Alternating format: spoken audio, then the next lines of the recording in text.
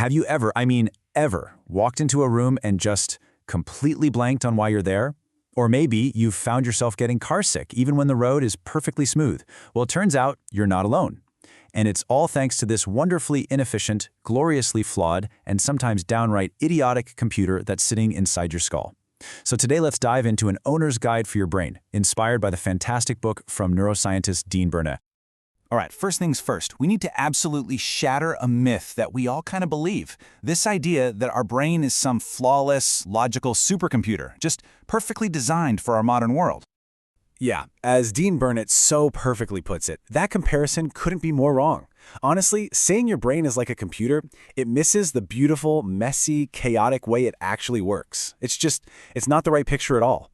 Look, we all have this grand expectation that we're walking around with a perfect thinking machine. But the reality?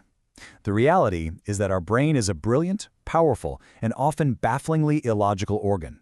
It's an idiot, sure, but it's our idiot. And you know what? Understanding its flaws is the very first step to actually working with it instead of against it. So, where do all these weird flaws and quirks come from?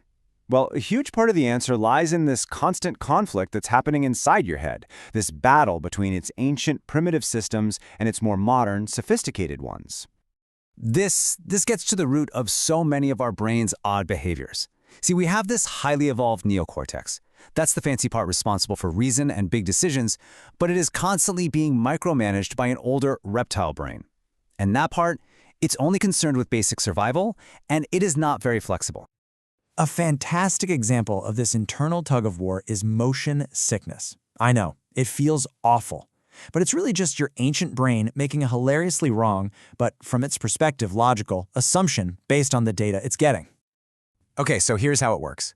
Your eyes are telling your brain, hey, we're just sitting still in this car, everything is cool. But at the same time, your inner ear, which is in charge of balance, is basically screaming, no, we are definitely moving. The reptile brain gets these two completely conflicting reports. It can't make sense of them. And so it defaults to its ancient programming, which says, wait a minute, the only time this happens in nature is if we've been poisoned. Evacuate the stomach now. And there you have it, motion sickness. And this internal conflict, it doesn't just mess with us when we're traveling. It also makes something as basic as eating super complicated. It's the exact same system clash at play. It's the reason why, even when your stomach is screaming that it is completely full, your brain can take one look at a dessert menu and just decide, oh yeah, we've definitely got room for that. It's prioritizing pleasure and reward over simple fullness signals. Okay, next up. Another area where our brain's quirks just shine is our memory. If you think of your memory as this perfect video recording of your life, well, you are in for a very, very big surprise. You see, unlike a computer's hard drive that stores files perfectly and consistently, human memory is more like a living document that literally gets rewritten every single time you access it. It's flexible, it's easily influenced, and oh boy, is it deeply biased. And get this for a mind-blowing limitation. The part of your memory where you do all your active, conscious thinking, your short-term memory, can only hold, on average, about 4 items at a time. That's it, just 4. It's exactly why phone numbers are so hard to remember if you don't immediately write them down. And on top of all that, your memory is basically your own personal hype man. It's got this huge egocentric bias where you remember your contribution to that group project as being way more important than it actually was. And then there's choice supportive bias, which makes you remember that car you bought as being a much, much better deal than it really was. Your memory is constantly editing your past to make you feel better about your present. So the real takeaway here is that our memory system, it just wasn't built for the modern world of abstract data. It's an ancient system that's designed to prioritize rich, visual, and socially important information, like a human face, over completely arbitrary sounds like a name. It's not really a flaw, it's a feature of a brain that was built for a very different time. And finally, let's look at how our brain's intense, deep-seated need to belong to a group makes us behave in some really strange and often pretty illogical ways. This is such a powerful point. Think about it.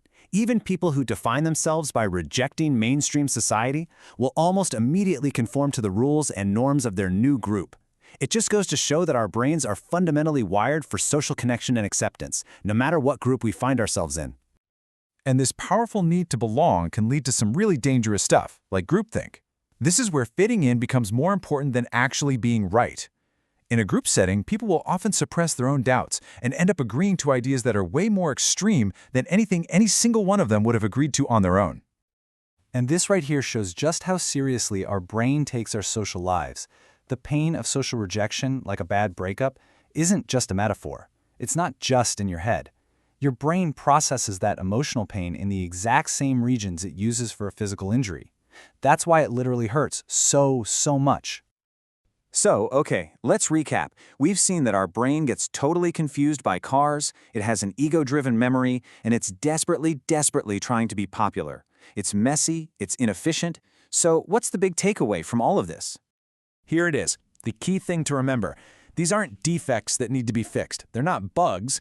They are the logical, if sometimes hilarious, features of a brain that evolved to ensure our survival on the savannah, not to navigate office politics or remember a million different Wi-Fi passwords. And this brings us to the ultimate paradox, which is just brilliant. Truly understanding and accepting that your brain is flawed and biased and, yeah, a bit of an idiot, that is actually one of the highest forms of intelligence. Knowing its limitations is the key to working with it, not fighting against it. So we'll leave you with this final thought. Now that you know that your brain is hardwired for these kinds of blunders, what are you going to be a little kinder to yourself about today? Forgetting that person's name? That awkward moment in a meeting? Maybe it's time to give your inner idiot a break.